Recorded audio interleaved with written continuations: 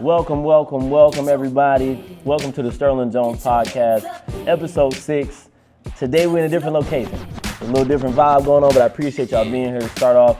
And before you get watching, make sure you like, comment, subscribe. Make sure you tap into everything that's going on Sterling Jones Podcast-wise. But today, I got my brother, my friend, long time coming, here with me at Hardin, and we're on the stage.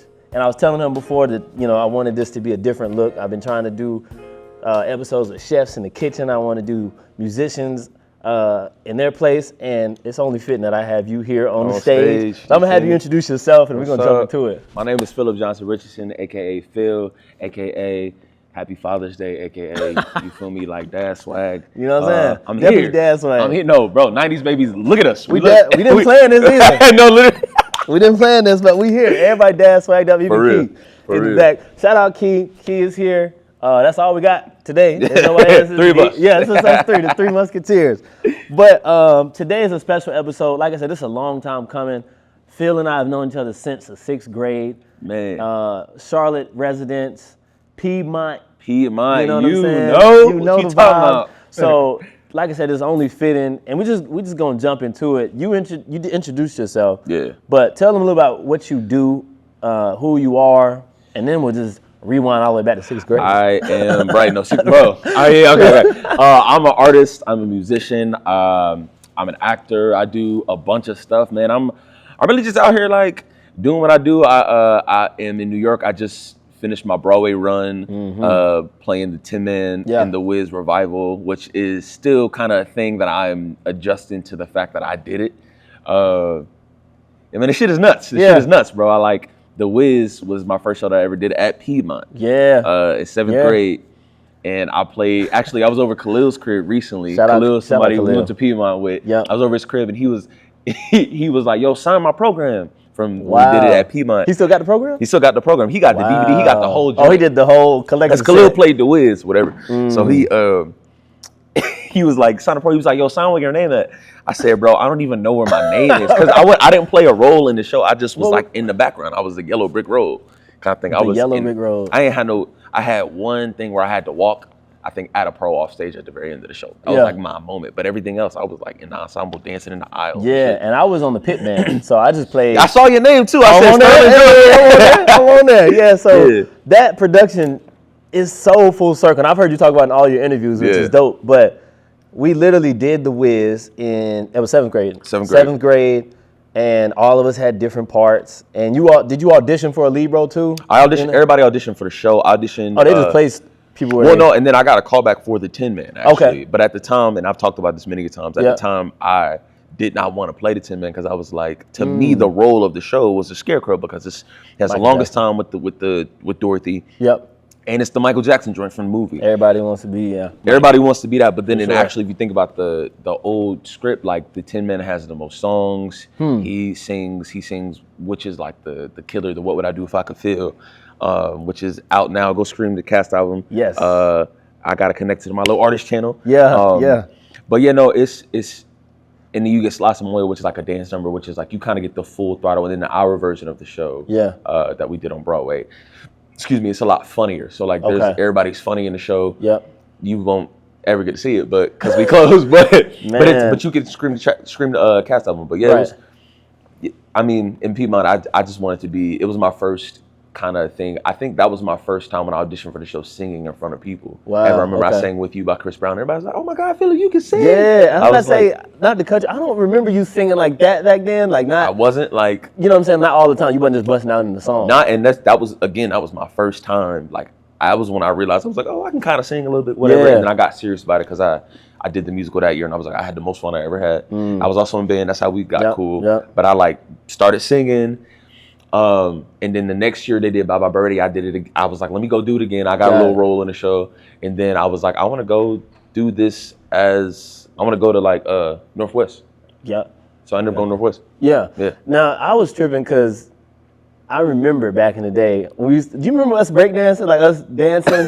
Like I think I went to your house a couple times. Like do you remember that? Bro, okay, wait. I want to talk about this. I heard you talking about breakdancing. I was like, we started that back then. Bro, so there's this video somewhere, and I'm going to send it to you if you want to put it in the chat. Yeah. The visit of me, Amza, Michael, and I think his name was Jadarian. Okay. And we did this like dance thing in 7th grade, and like we did it to what was it? What's the name? Let me see if you can run it. Oh, run it, bro. And that was the thing. Dancing was cool back then. You had 6th grade, 7th grade dances. Bro, everybody was dancing. Yeah, and I like wanted to like. Dance I was like, I want to be a dancer, and then like that was the thing that we did. But I remember, I remember. So there was so your birthday party. It was me, you, Brad. We gonna get to the other stuff that everybody, but we gotta reminisce. We've been holding it. We haven't talked about this stuff ever. Nah, I don't think so. No. This is our first time chatting about it. Y'all just gonna be here while we talk. Right.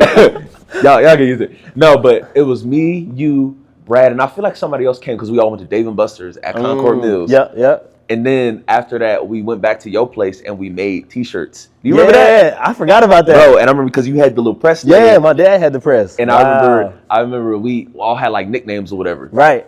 My nickname, you remember what your nickname was? No. Bro, my nickname was High Def because I had big ass ears. Oh. And we put like a little, That sounds like something my dad would do. Right, yeah. We put like the little, and it was on white T-shirts, like white plain T-shirts. And we put like a little spaceship on mine because it was like, yeah, bro, like that shit, like, I think about that all the time. I was talking to my mom about it. I was like, yeah, bro, like I've known Sterling for like a smooth minute. And then you like left the school. So 7th grade, so I was there 6th and 7th. 8th grade, my parents didn't want my brother to go to Piedmont for whatever reason. And then we went to Mint Hill, and then he ended up going to Piedmont after that. Oh, for real? Yeah, he ended up graduating from Piedmont. Yeah, man, nonetheless, I've known each other for a long time. The birthday party, I forgot all about that, though. But my dad would definitely have us making shirts and doing stuff like that, so that makes sense. But yeah, I can't wait to tell my people that we reconnected, did this. Yeah. Like you got to tell your mom and say what's up, like the whole thing. But I've been watching from afar, from the ground. Yeah. What you're doing is great, bro. Thank you, brother. My favorite song right now is the What Would I Do If I Could. I listened to the Tiny Desk version, the other version. I was just surprised that you was singing like that. And of course, I guess your years of Northwest. And then what did you do after Northwest, like that prepared you to go to Broadway? Because that's when we sort of got disconnected that college time. What were you doing? I went to Northwest for 4 years. And then I like started taking theater serious. I started taking art serious. That was kind of like, cause it was the first time I like cared about anything. Got it. And so I remember being like, I want to go to school for this. And so I started doing a bunch of research on like, all right, cool. How does this one person get to this? And so people end up going to college for musical theater. Okay. And I was a musical theater major at Northwest School of the Arts because at Northwest you have majors. There's like art majors. I was like a musical theater major, and that was that was kind of the big thing at the school. So then I ended up looking up, doing a bunch of research. I ended up auditioning for 4 colleges. I auditioned for Carnegie Mellon University, Penn State, UNCSA, which is like an hour and some change away from Winston-Salem. And then I ended up auditioning for CCM, which is Cincinnati Conservatory of Music. Got it. That was where I ended up going. I only got accepted to 2 schools. It was CCM and Penn State. And they accept you based off your auditions or grades? You go and audition. So I auditioned at, you can either go to the campus. Okay. I ended up auditioning at this place called Unifieds, which is like, basically, it was for me like the most cost efficient thing. I took a flight to New York, my first time in New York. Yeah. And I just auditioned in like this place called Ripley Gurry Studio. I remember actually, funny, I have to find this picture. I met Deborah Cox when I was auditioning for college. I ended up working with her doing the WIZ. Yeah. And so I talked to her all the time about it. I'll be like, yo, like I met you a long time ago. And she's like, you have to find a picture. I'm like, I'm never gonna be able to find a picture. Of course. What was it? Where'd you post it? Like Facebook maybe? Facebook, and my Facebook got hacked and deleted. Oh, man. Yeah, my old joint. Now I have a new Facebook, but now like my old shit got... Yeah, because that's how I think I found that picture of us in the WIZ. I think it's still tagged on my Facebook. I have me, you, and Khalil. Yeah, you have it. Me, you, and Khalil. That's nuts, bro. Yeah. And Khalil's my man to this day too. Like for I was thinking of Khalil the other day. Yeah. But yeah, so I went to CCM. And that was at the time, and I think still is one of the top schools for musical theater. And I was like, if I'm gonna do something, I'm gonna go for it. I'm just gonna do it. So I ended up going to, it was in Cincinnati in Ohio. I'd never been to the university, never been to the campus. I ended up getting accepted. Wow. Went there and I was like, I'm gonna make all these connections here. And then like I was on hustle mode too, and I'm still on hustle mode. I was just about to say, it seemed like you had a plan that you were executing like I had to, so when I was at the school, even still, I was like auditioning for a bunch of stuff. I remember I sent my first tape because I ended up doing Hamilton in Chicago right out of school. I sent my first video audition for that when I was, I think right after my sophomore year. Okay. I think right after my sophomore year, I was like ready to leave school. I was like, all right, the hell about it. Got you. So I sent the tape and they got back to me. It was like, oh yeah, whatever. 19 years old at the time. Wow. Cool. So I got my name in that. then I remember after my junior year of college, I auditioned. I like went to this thing called an EPA. It's an equity principal audition. I had my equity card. Whole thing, I ain't gonna run through it. No, I like learning, but I didn't know it was this deep with auditions. Like, I mean, you know what I mean? Now I have representation, so it's a bit different. But at the time, I was okay. So when you're doing it by yourself, on my own, got it. There's this thing called Actors Access. It's a audition site basically for actors. And so I just signed up for that, and I was like, I auditioned for like my first movie off that. Like, wow. I didn't get it. I just got an audition, which was cool. Right. Auditioned for this Broadway play. I ended up getting called back for a few times right when I was still in school. So it was like very helpful for me at the time. But yeah, so like I would just go and audition and go find auditions on equity on actor, because I was like, I don't know how to do this. So if I'm gonna do it, I have to be the one that's like hustling and going crazy for it. And then from going to a few auditions for Hamilton, I ended up booking Hamilton by myself right after I graduated college. Wow. I remember I hit like the casting people up because I had their information at this point. It is as simple as that. Like, they want to make it work because their job is to get the right person to get the job. For sure. However that ends up happening, whether it's through representation, whether it's through yourself, it's going to be cool. Mind you, Hamilton is now, it's been on Broadway for a minute, and there's like 15 different companies of it. There's been so many people, you know what I'm saying? So, but at the time it was still hot, like I would say. So I ended up just hitting them up like, hey, after I graduated college, I'm in New York. I would love to audition. They ended up having me come audition. They were like, oh yeah, for sure. Then they ended up having an immediate replacement in Chicago. Like when I was like, I think I had been there for like a month at the time in New York, in Chicago. So I was like, all right, I'll come in, and I ended up getting the job having to go to Chicago for 8 months. Like, I left my place that I was living, subleasing, and I'm just gonna move to Chicago, and that was changed my life. That's when I got back into music too. Yeah. Got it. So is it still as easy as that now, or is it easier, like with technology, like you doing more virtual? Are they seeing your Instagram as a portfolio, like, because you doing, like, it sounds like you was doing like a lot of on the ground, like boots on the ground, moving around. Right. Nowadays, is it easier to get a role, or is it harder? It's different because nowadays I'm going for more like principal roles, like me doing it. Like, I've said no to a lot of jobs because I wasn't trying to, like, I didn't want to be in an ensemble no more. Like, I didn't want to understudy, which is like where you're not playing a role every day, but you gotta like know this other role. Yeah, just like, in case. I'm cool on that shit. I don't want to do that no more because that shit is tough. You know what I'm saying? Like, because you got to be ready. Somebody can call out mid-show and be like, and they're like, "Are you on?" I'm like, because y'all doing the same show 8 times a week, bro. The Broadway schedule 8 times a week, nuts, bro. So I would imagine someone call out. I've called out. I've gotten sick and I had to like not be in the show. Okay, bro. I did the tour. Oh, we'll talk about that. But. Yeah, no, now it's just a little bit different now because now I have representation. So I have an agent and I have a manager. Dope. And I got them out of college from my showcase. And that's not how everybody happens. It happens for other people differently. Like, people can do a show and they get representation from that show, whatever. But I had an agent and manager. My manager is dope. My manager is like more career oriented. She helps me with that. My agent helps me actually get the present job. Okay. So like they'll submit me for appointments now. And so how I did my TV show, I ended up doing this TV show called Little Voice. On Apple TV. Apple TV, okay. Yeah, on Apple TV Plus. I filmed it damn near right after I left Hamilton. I went and did I had like 6 months where I was like kind of like up in the air about stuff, you know, whatever. And I auditioned for it like a few times through self-tape because I wasn't in New York, and then they had me come in a few times. I auditioned for like 3 different roles. Then my role was my last role I auditioned for. I played Benny. I played actually the main characters. Her ended up being her manager. We only had 1 season. She got canceled. Is it still on? Yeah, it's still out there. It's still out there. Check it out. But it got canceled just because of, I think it was COVID time. COVID fucked everything up. Yeah. But yeah, no, I mean, like, now it's just different. You know what I'm saying? They submit me for stuff and I go in and I audition, and like, if it happens, it happens. If it doesn't, it doesn't. That's dope.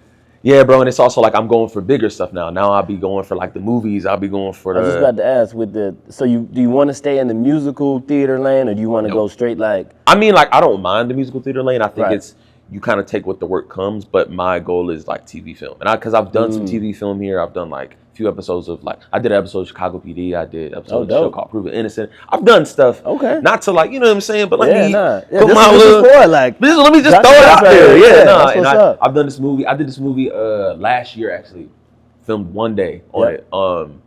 Called A Day of the Fight, and it was with like Ron Perlman, Steve Buscemi. It was a few people on the Like some big wigs. Yeah, some big joints, and I had one scene with the lead actor, and I was like, oh shit, this shit kind of crazy. Yeah, it was nuts. Wow. I also did this movie called Sharper that's on Apple TV as well. Okay. It's with Sebastian Stan, Julianne Moore, Jonathan Lithgow. It's a cool movie. And I actually got like a little part in it that's like pretty decent. Okay. And I don't want to it's kind of like a thriller, kind of like con artist movie. I don't want to tell too much about it. It's smooth, man. I got a little part that's like, oh, you see me? Oh, that's old dude. That's me. That's what's up. That's what's up. Yeah, so man, I've been blessed, and I will say my hard work has paid off For sure. But I've also been blessed to have a lot of opportunities. Yeah. But I am a testament that you can come from Charlotte and make it. And that's the big thing. Like, for those watching, what we just did was big. I don't think they're gonna realize that we went into the chorus class, introduced Phil, showed a video of Tiny Desk, and they're reserved, quiet. Some people ask questions, but like those opportunities, those connections, like being able to come back to a school and speak to students and like, yo, you can literally do it. I'm from Charlotte, did this, and they hear the hustle and the grind. 'Cause everybody wants to be on TV. I feel like I should have been on TV. Everybody feels like I should be on TV. I should be in a movie, but that's the difference maker though. Is like how much work do you want to put into being on TV? Because it doesn't start like boom, you up with Will Smith. Some people it do. Some people it does. Right. But then I know there's a lot of groundwork that people don't know about. But some people they get an opportunity and it goes crazy. But then there's like a level of maintaining. Also on the level that I'm on, I'm not at a place where I'm walking down the street, people are like, oh, some people recognize me, but it's like, and that's not really the point of it, but the point is that I've had to move back home. I've had to there's been trials, there's been errors. I was going to ask, what's some of the things that the people aren't seeing that because we talked about all the glitz and glamour, a little bit of it just now. Yeah. On the flip side, what's going on Dog, real life? Let me take the jacket off. Let me take the jacket off. Because it's been. I ain't gonna lie to you. It's been a little rough in this motherfucker. Writer's strike. Did that affect you at all? COVID affected me a lot. COVID was the biggest thing. COVID was the biggest thing. I did this TV show, did Little Voice. Yep. Most money I ever made in my entire life.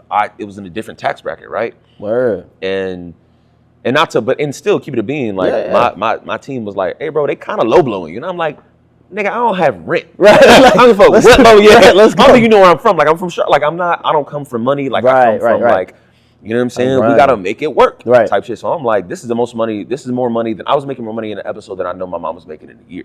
Wow. Right. And even still on that level, there's levels to that shit. Man. So you can only imagine.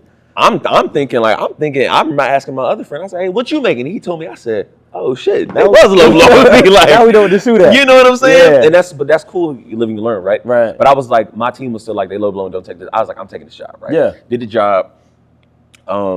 You film in 3 months, so you get paid all this money in 3 months, basically. In segmented. I got paid per episode, so every time we would start a week of an episode, I would get, or it was in the middle of the week, I would get the money. Right. I was like, damn, nigga, it did it again. I'm looking at this shit oh no, they not bullshitting. Right. I'm like, all right, this cool. is for real. So I do that. It's November 2019. We wrap the series. Yep.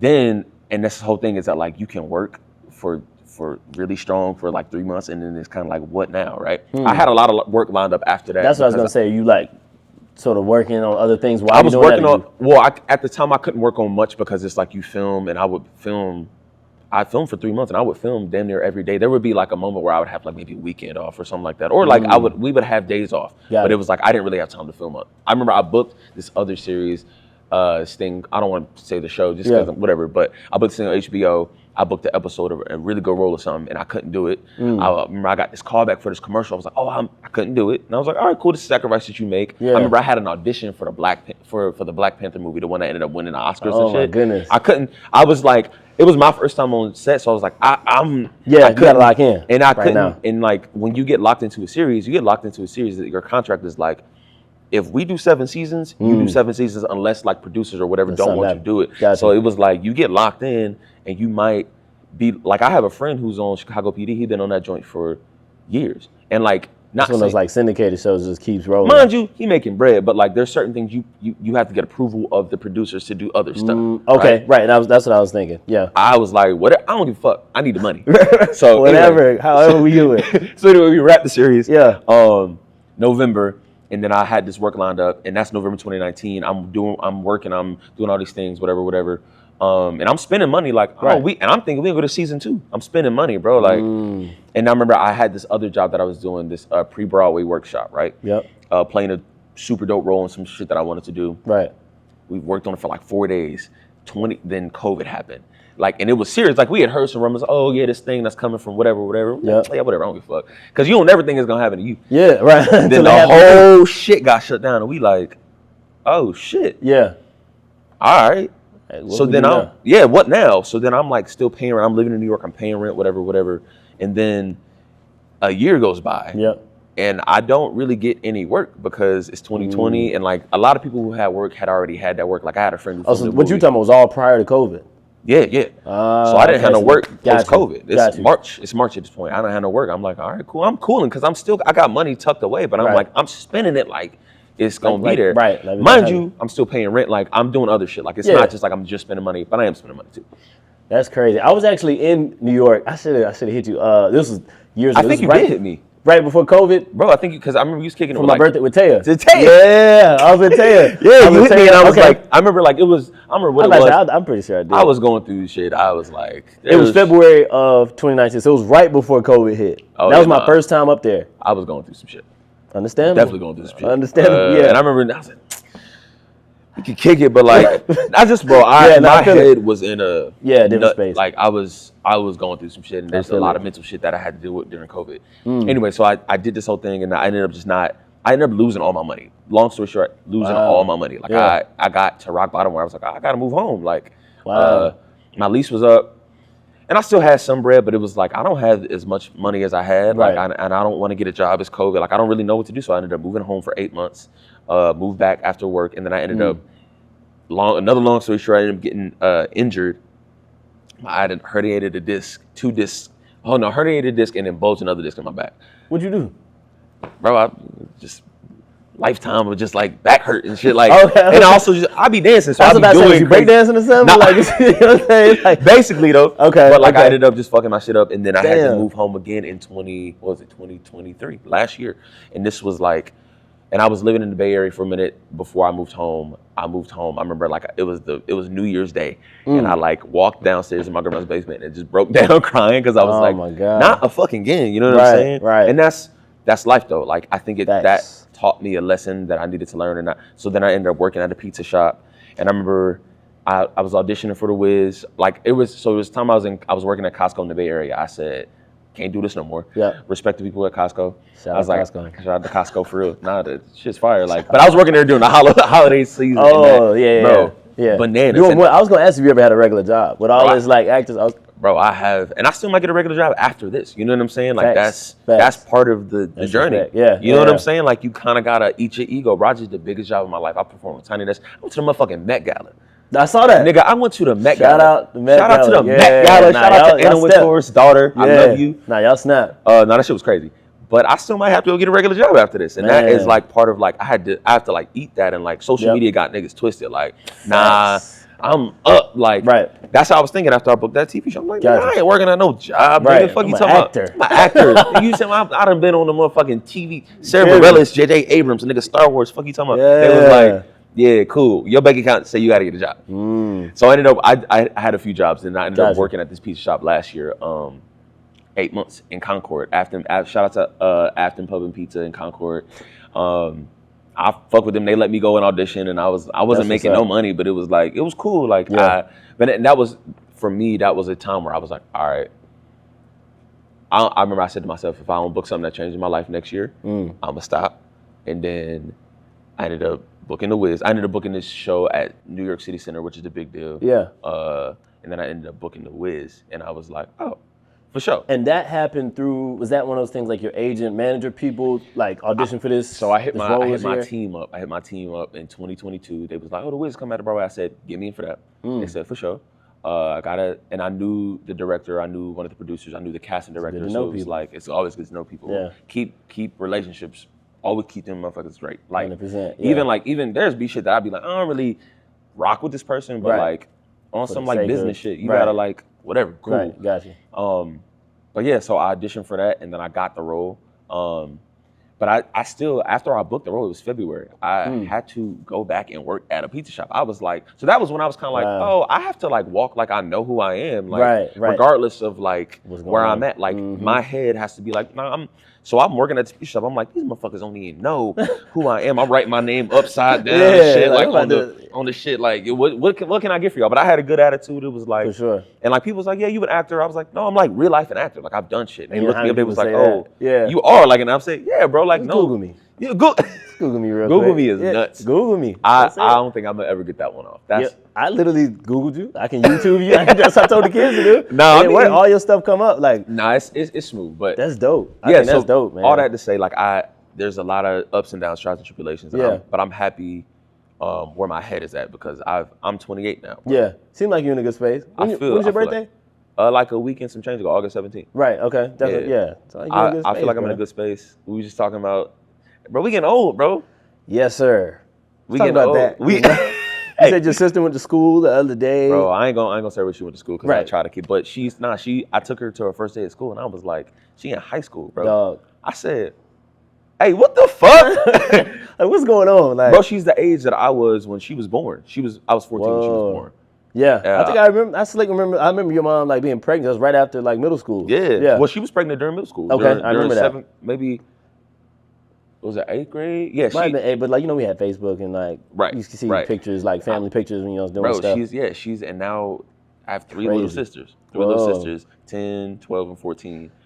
Talk about that, the family life with the acting, like did you have to disconnect from fam a little bit? Man. You know what I mean? Like, because you've moved a lot through what you just told me.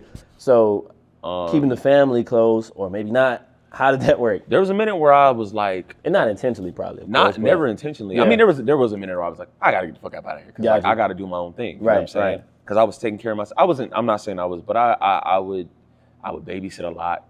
I missed out on a lot of shit when I was a teenager just because like I didn't really, you know what I'm saying? I had sisters, so I had to just move a little differently. And my mom had them when I was in 8th grade and then 10th grade. Right, when you about to get active. You know, like I gotta sit home. Yeah, you know type shit. Which is like it taught me a lot. It taught me like I love my family. It taught me I don't really necessarily know if I want kids. You know what I'm saying? I don't know. I don't know. I'm open to it. I just taught me the responsibility of like for sure the actuality of having kids. We were just talking about that too, bro. Yeah, we were talking about like respect you.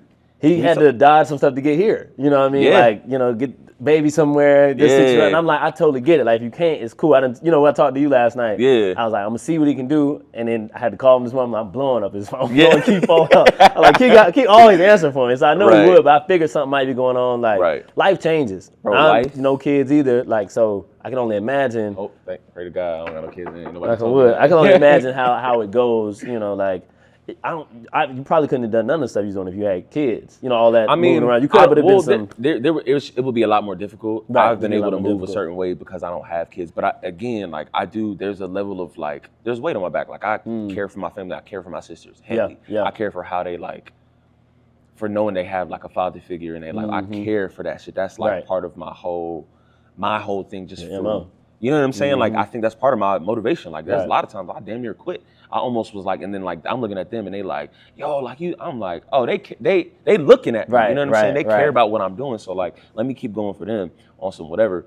So I distanced myself for a little bit when I went to college, but then like, I realized, I was like, oh, I love my family too much. And so I would come back for summers. I would come back all the time. And like I will say, God rest everybody, who passed during COVID. But for me, that ended up being like a really cool, like I ended up spending time with my sisters I never would have got, like 8 months. Right. Then I ended up coming back again. It was a hard reset. But it was like a reset nonetheless. Like I got to like live with my family, which was nuts as an adult. Imagine that, right? I'm what, 24 at the time? I'm like, nigga, I done lived on my own, like, for most of my life now. Fuck, I'm talking about, where you going? No, where are you going? You know what I'm saying? Like, I'm cool. I'm out. Yeah, I'm cool. But I'm still, all right, grandma, I'll be back. I got the car. Whatever, you know what I'm saying? Type shit. You need something? Right, yeah, you know what I'm saying? But, like, it definitely took some adjusting. But I definitely have missed out on things. Like, I missed, like, certain moments. But I was, because of everything, I've been able to be back and, like, see certain moments. So it's been, like, ups and downs, bro. Like, bottom line, I'm a family man. That's what's up. Definitely family man. That's what's up. So let me see where I want to go with this. We talked about the WIZ a little bit. Yeah. You with some outstanding people. The only one I knew, like off the gate, was Avery Wilson. I'm a big fan. Like his music, his singing. Yeah. You singing with some folks. Dog. Like, let's talk the training, the getting ready for the WIZ.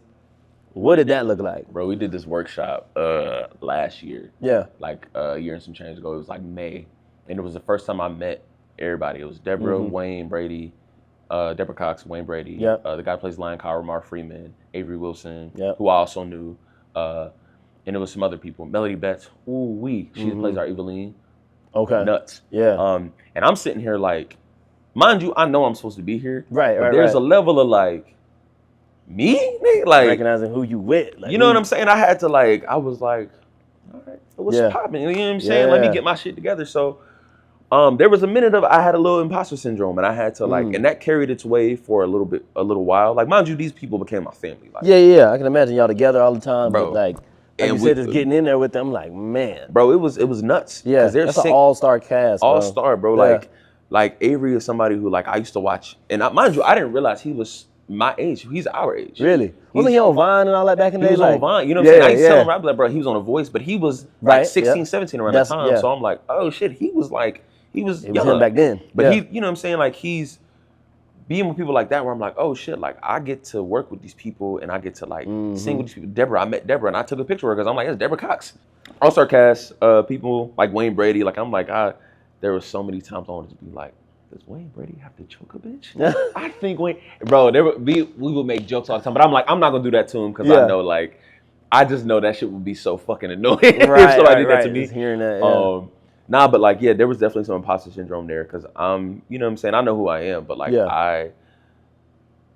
I have credits, but like, I'm an actor, you know what I'm saying? Like, and I do my own music, of course, on my own accord, but like, these people have accolades. These people like know these, like, you know what I'm saying? These people, social media ain't real, but like, these motherfuckers got millions of followers. I'm like, all right, like, let me. I was gonna ask you that. What, speaking of music, what was Tiny Desk like? What's on the other side of the Tiny Desk? It's mad desks, bro. Wait, no, so like, it's really just mad. It's an office, bro. It's an office. It's NPR office. Like, and they just do Tiny Desk. It's genius, bro. It don't cost. I'm not saying it don't cost them no money because I gotta bring people in, but like, bro, like it's so genius, and it became this weird thing where like dope. It's now this esteemed, like it's looked at like this, and I was like, when I was in there, I'm like, mind you, bro, let me tell you how it went. Yeah. So Talk about Tiny Desk. Let me kick my Broadway show, 8 shows a week, right? Yeah. So, and this for whatever it was the week before Juneteenth week of Juneteenth that it was right before, right? So, so Juneteenth they gave us the Wednesday night off. But because Broadway, they said, y'all still gonna have 8 shows. So we had 2 shows on Sunday. Right. So we had a show on Sunday. So the way it goes, the way our show was is that we did, Mondays was our day off, had 2 shows on Wednesday, 2 shows on Saturday, 1 show on Sunday. And then you have a show every night. Got it. Other than Monday. This day, because we had the Wednesday night off, we had 2 shows on Sunday, like I said. So we did 2 shows on Saturday, 2 shows on Sunday. We had to wake up, mind you, 2 shows Sunday means like I get home because I live in Brooklyn. I get home at like 11, 12.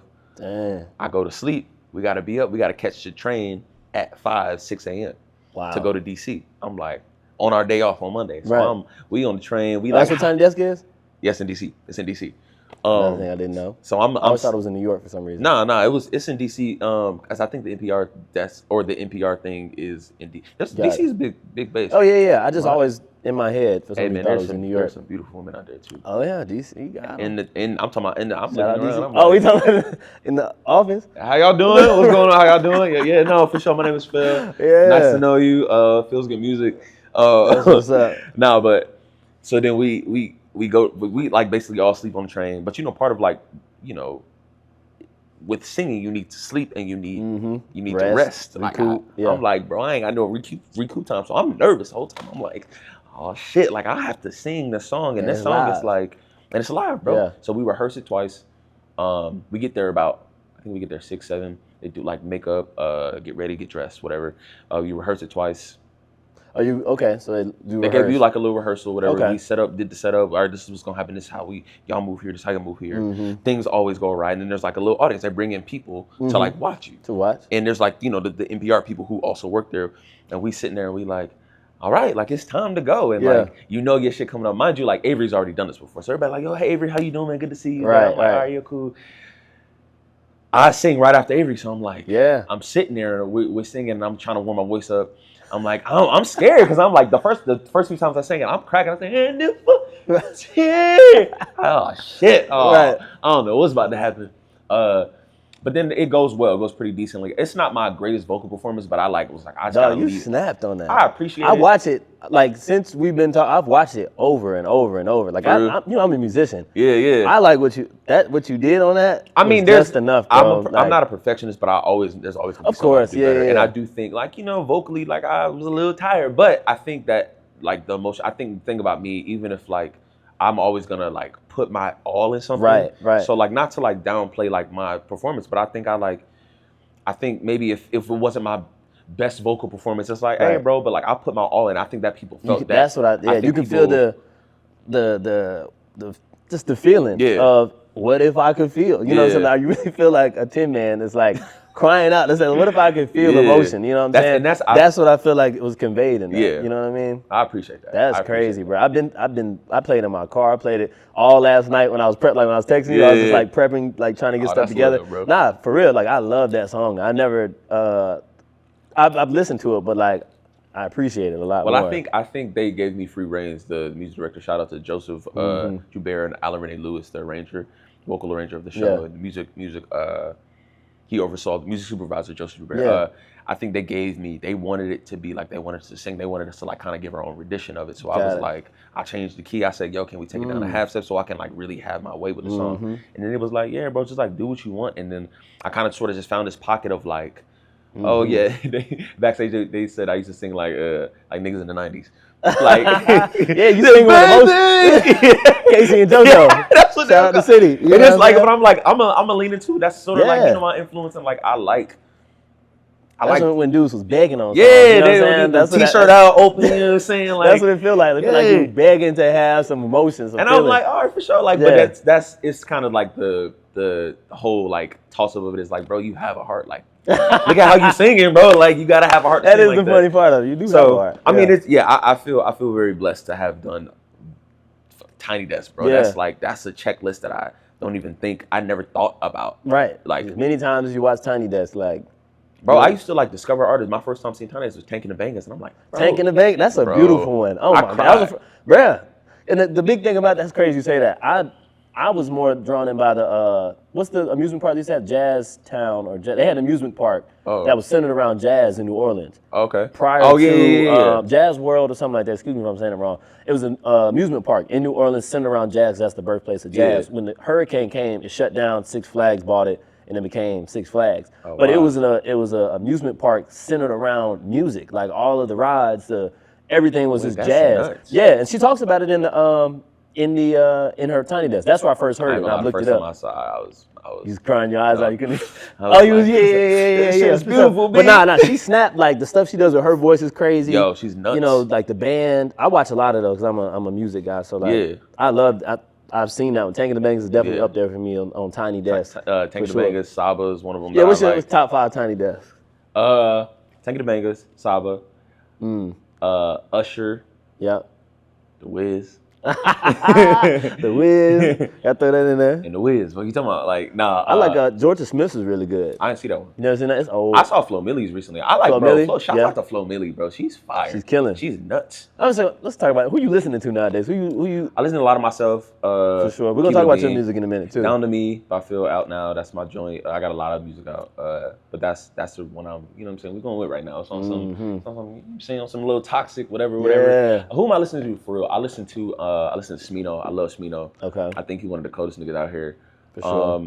I listen to who else do I listen to? I listen to there's like a lot of songs. Bro, Lotto. Have you heard Lotto's new album? I haven't heard it in totality. I ain't gonna lie to you. But I'm hip. Made me feel like I'm a bird. That shit is hard, Straight bro. bird. No, I respect her though. I respect her as a rapper. I think she's a dope rapper, but I never really like kind of got into her until this album. Like, it's always like that. It's like album that like really puts me on, and I think she like made really good songs in this. But it made me feel like, oh shit, like, damn, hoes do be broke and miserable. Well, what's on Hosey? Hurt and Miserable. That's what it is. Okay, that shit hard, bro. She got some joints on there. She got some joints. I made me feel like a bird. Like, that's why I haven't. That's why I stray away from it. But I will listen to it. I think the women are taking over right now. I know people. Ice Spice got some shit. Yeah.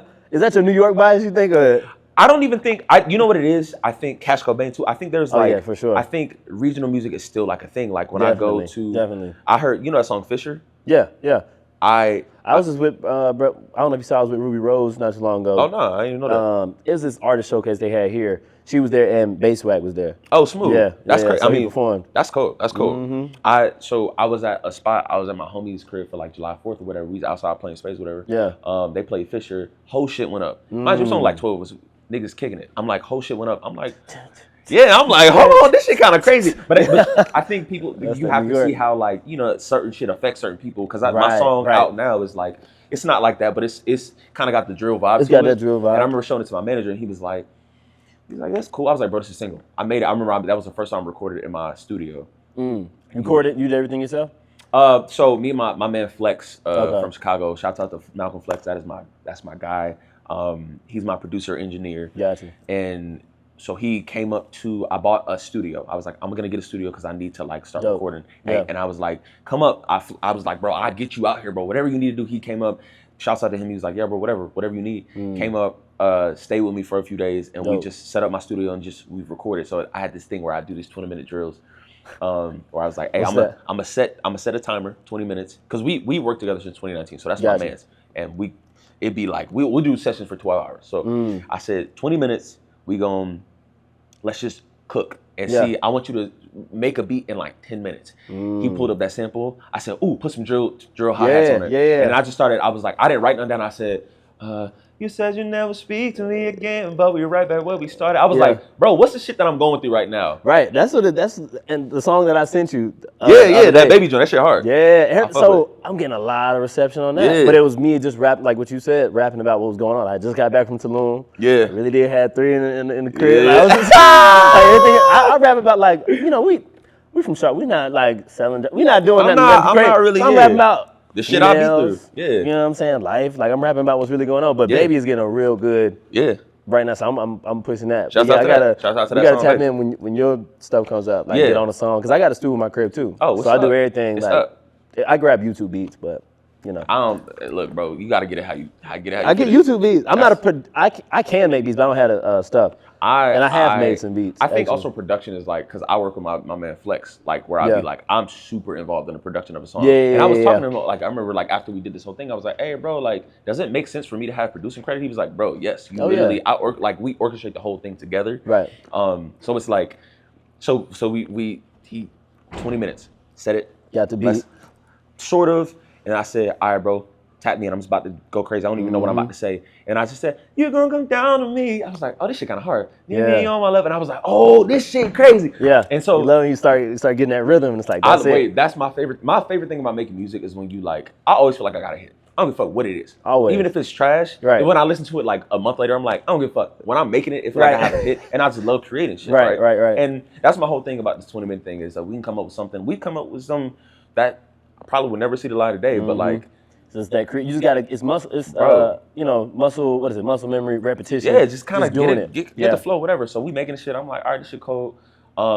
And I just remember I sent it out to a bunch of people because I was like, am I tweaking? This shit kind of hard. It was like, nah, that shit tough. That shit tough. Sending it out. That's my thing, because I don't like, right now, I don't, as an artist, you got to be your own A&R. For sure. You got to be your own, you got to promote everything. You got to be your marketer. You got to, you know what I'm saying? You got to be like, videographer, the whole thing. Videographer, everything. I have my own camera, my VHS camera. I shoot everything. Like, my homies shoot with me, but it's like, it's me. I'm like, okay, what do I see for this? What do you feel, right? What's going on? So like, that's the kind of thing I got to do now, which is, I love it. It makes you self-sufficient, but like I'm building a team now, but like it definitely it's tough. So that's when you come back, we got to do that, and that's what I was telling you with Jalen. Yeah. We do that, like we got into it big, like doing videography. We were supposed to shoot a video a long time ago, bro. Who, you and Jalen? No, me and you. Me, you, and Jalen. I remember I hit you about. This was back in 2019. But it was also like, yep. That's when we had first started the camera and stuff. So we was just getting in, but like I was like, I'm ready. Let's get it cracking. But I'll be getting crazy, so it'd be like, I feel it. We went out and did a little content day the other day because he got a song, I got a song, so I shot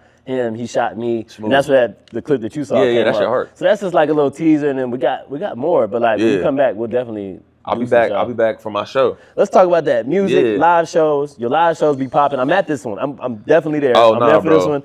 I missed the last. I saw Alexandria was there, a bunch of Piedmont people. I'm like, I'm there for the next one. And I remember like this whole thing about the artist thing is like when I came here, I was doing the WIZ. Yep. And I remember I saw you did like a live version of If I Wish I Could Feel, like a little. Yeah, I got my own little version. That's dope. I had my homie, and now because that happened, I was like, oh, I should like really produce a version of it. So I had my homie Aaron Day. Shouts out to Aaron Day, one of my other producers I work with from Chicago. That's dope. He produced this whole thing. We just sat in the studio, and he guitar player, got the drums, and I was like, oh, this your heart. So I've been performing that. I performed it in LA, really good reception. Cause the song is a fire song, but then when I put my own little spin on it, it's like, oh shit, like this shit really crazy. I can hear this on the radio type thing. But yeah, so I had a show was in November. Something like that. At Even Muse, bro. It was, the energy was nuts. It got sold out, Luciana was with you too, right? Yeah, Lucci, that's my girl. Shout out Lucci. You know, we went to elementary school together. Ain't no way. Yeah, I've been knowing her for a long time. Like she be hitting me up about my music. That's crazy. Nah, she cold. And she cool. I went to her show recently in New York. She she cold, bro. She she in her own wave. That's different like energy. I ain't never heard no shit like that. Different energy. And she doing her thing, and I'm really happy for her. Yeah, like, bro. Shout out to Lucci, but I got beef for her low key. I still gotta talk about this. She won prom king over me. Where? At Northwest. She won prom king over me. I was pissed. Hey. I said, hey, yo, who the fuck? She got the crown. No, she that's fire though. She had, but I know. She did her thing. We went, you know, my elementary school was a feeder into Northwest. I just ended up Piedmont, University Park. Oh, yes. That's where my mom taught at. That's where I was there, K through 5. So all the University Park people that ended up at Northwest, I went to school with them. Alexandria, known her since kindergarten. Luciana, I mean a bunch of people. Taya. Right. Okay. You know I'm also thinking, how you know Taya, but also Charlotte Small. Yep. That whole crew. We moved, Taya got videos of us at her birthday party too, like old footage. Like we was watching it. We was in New York. It's crazy. That's crazy. Nuts. But your show, we're gonna make this too long. You got music coming up, obviously, but you got a show coming up here. Talk about that here at Snug Harbor, September 12th. I'm kind of pairing it with this like artist writing camp that I'm like hosting at my grandma's crib. I'm literally just like, I invited some people on Instagram. I was like, people who I ain't never met, people who I have, like I told you come through. We just going, my man from Chicago is coming down.